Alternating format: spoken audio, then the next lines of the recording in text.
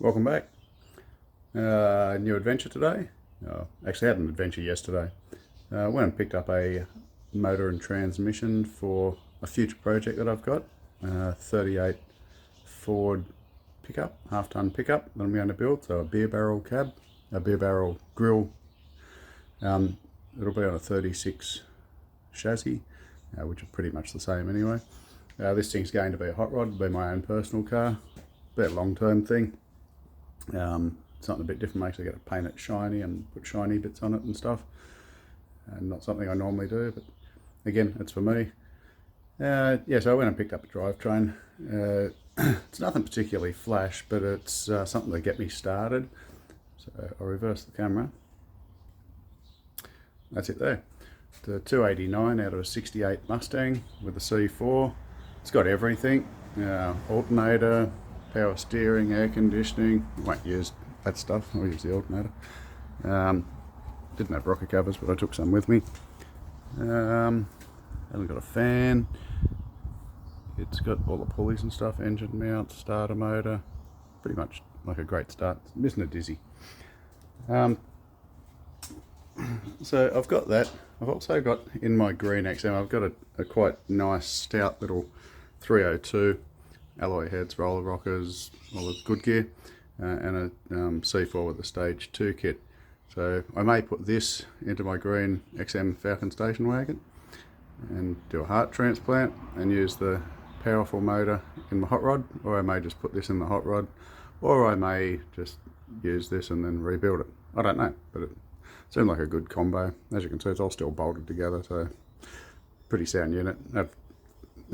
Torque converter, flex plate, all those little bits and pieces, nuts and bolts and pipes and all those little bits and pieces that you sort of forget about when you go and buy a motor or a transmission. It's even got standard manifolds. And we'll see. 2V, so 2 barrel carby. Nothing fancy. Apparently it's got 95,000 miles on it.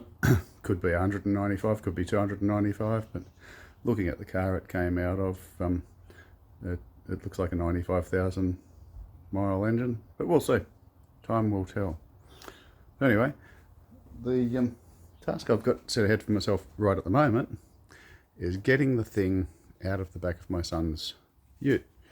Ford Ranger, excellent thing to be able to borrow. I'm going to get blinded here, but the thing is jacked up, it's got massive wheels, sits about 1.5 meters off the ground, maybe not that high, but pretty high. And I've got a sloping driveway and nowhere to turn, so I've got to somehow try and work out how to get this thing out of the back of here. I also have absolutely nowhere to put it, so it's probably going to end up on the back of the International in the short term, because I don't think it'll be in the way, he says confidently. But at least if it's there, I should be able to move it pretty easily. Anyway, I'm not going to bore you with me unloading it, but hopefully the next time I turn this camera on, it will be unloaded. So I guess it's helpful to show you what I'm doing. This thing on that setting, this engine crane on that setting that I'm at, should only be lifting 250 kilos. I don't know what a 289 and a C4 weighs, but I'm guessing more than 250 kilos, so don't do this at home. But I'm not actually lifting it off the ground. The worst that could happen is this thing could break, but if it falls, it's only going to fall about 2 inches onto the ute. So all I'm doing at the moment is I'm just trying to, because my driveway is so steep, I've sort of got gravity on my side. So what I'm doing, I'm jacking it up, and as I'm doing that, it's sliding back down the tray, and that's exactly what I'm trying to do. That's exactly what I'm trying to do, because what I'm trying to do is get to the back of the ute, because I didn't know how I was going to get off, so I don't think it's going to be as hard to get off as what I thought. So I'm going to unhook the chain in a moment, because I can't go back any further than this crossbar. Then I'll hook it back up. I'll change the engine crane so it's not on that 250 kilo setting, so I'm not going to crush myself to death, and we might have a win. And then, yeah, the intention is eventually get off the back of there and swing it over to there.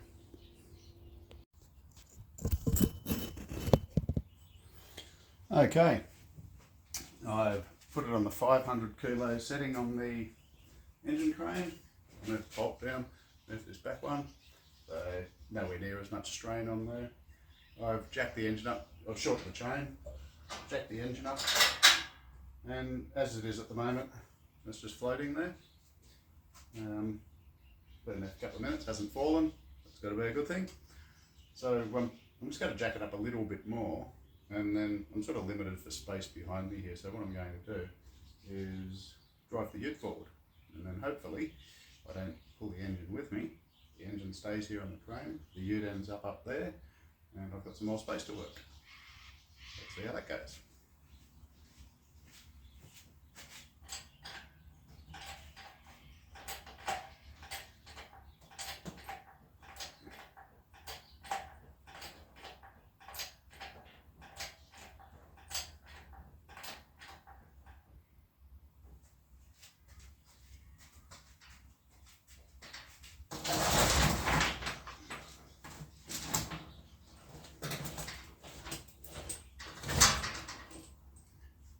Piece of advice, if you're doing something like this, don't fall in the crush zone, so don't stand or get in the crush zone.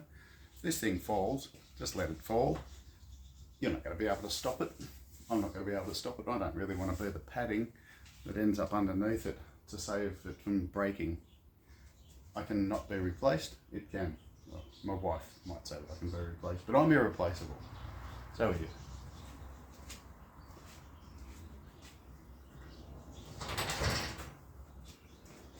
Let me know if anything goes wrong, will you?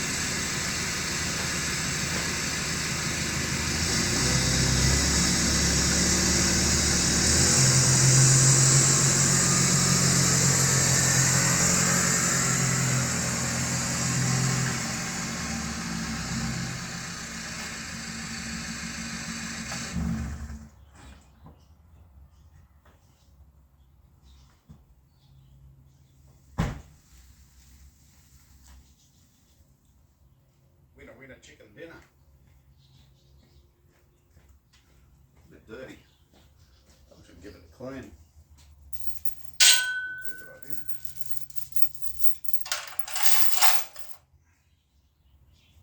Sounds like a good idea, doesn't it? Look at it clean. Gotta lower it down a bit though. Okay, I'm gonna leave it up there. Let's get underneath it. Anyway, you don't need to watch me clean it. I'm still alive.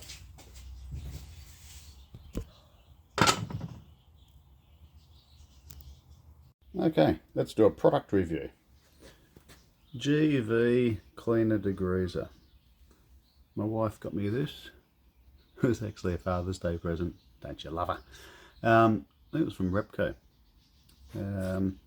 It's an alkaline type one, which normally I use the stuff in the aerosol cans, or even if it's dilute, use even if it's concentrate, I use a petrochemical based type one. So this one here, I have found with this type of thing, I can't swear with this one, but it often destroys rubbers and things, so I'll be aware of that. This engine in particular, I'm not really that worried about, but I'll be careful where I spray it. I'm not going to do the whole thing at the moment. I haven't taped anything over. I'm pretty much going to do the lower half of it and the sump and so on. It's pretty caked on. It's pretty caked on through there, so it's obviously got some oil leaks and so on. Got a lot of gunk, so that should be a pretty good test for it. As I said, I haven't taped anything over, so I've got to be really careful not to get anything in the engine. I'll cap that. Not to get anything in the transmission, especially transmissions. Automatic transmissions do not like water. Nice little bit of corrosion in the thermostat housing there. Be interested to see the condition of this internally. Yeah, so we'll go over it, have a look. Had a water pump done at some stage. Give it a clean, see what happens. I don't like getting dirty, so I like things to be clean before I go working on them too much. So that's what I'm going to do today. And you can come along for the journey. It's exciting stuff. Okay, so I've had this old girl soaking for about 10 or 15 minutes. Yeah, you can see the crud starting to break off here. I'll put a silt trap in my drain just to collect all this stuff that's going into the storm water too much. It's got to go in there a bit, but you know, what can you do? I've just gone around and put plastic bags and tape over everything I can think of. I converted it into a twin cap model. It didn't have a dizzy in it, and I happen to have an old Chinese one in the cupboard that I had something wrong with it. It says on the box, broken for parts. I actually can't even remember what was the matter with it, but it's in there, it's blocking a hole. So I taped everything off, even if I'm not going to use things. Like I probably won't use the aircon, but someone might. No point destroying it. So hopefully I've got everything. I'm going to give it another soak, then I'll crank pressure washer out, and give it a blast and see how dirty I can make the front of our house. Okay, so if I haven't said it before, I don't like getting dirty. But seriously, I don't like getting dirty. I might not look like I got crap all over me, but that's okay. I am not here to complain. So I said I was going to. Let's turn this thing off. Then it won't filming me. I'll just change that around. So I'm just using this tiny little pressure washer. My mother passed away last year, and she had this thing. I've actually got a pretty decent one. But I'll be honest, this thing here is so easy to drag around. Mine is probably a little more powerful than that one, but that thing's not bad. Anyway, you can see a bit of crap on the ground here. I've actually already hosed this down twice. So this is, I've now pressure washed this 2 times, and I've just sprayed, I've actually just sprayed some more degreaser on here. I said I'd give a bit of a review of that degreaser. What's it called? This stuff, GV degreaser. It's made in Mulgrave, Australia. Look, am I excited about it? No, I'm not.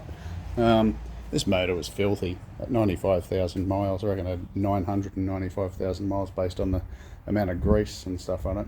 But all that aside, I've soaked it. I haven't scrubbed it, and I know that does help, but that's not really what I want to do. I've soaked it. I've really soaked it. I've put about 3 litres of degreaser on this. I've pressure washed it twice, and quite frankly, it's a lot cleaner than it was, but it's still not fabulous.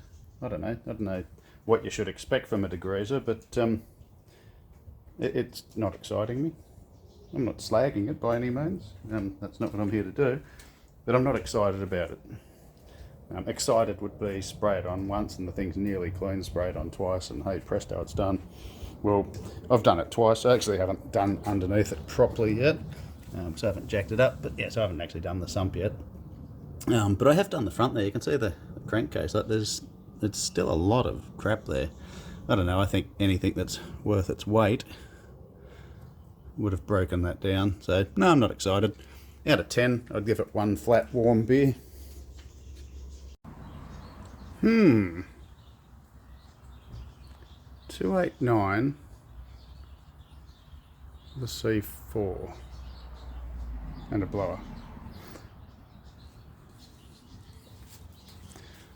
What do I do with that? Power steering, air conditioning, twin dizzy cap model. What could I do?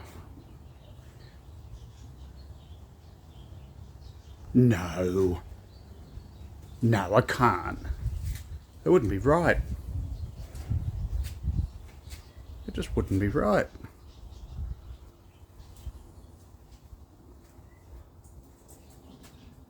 Is there anyone here among us that can give any valid reason why this union shouldn't take place? Speak now. Of ever hold your peace.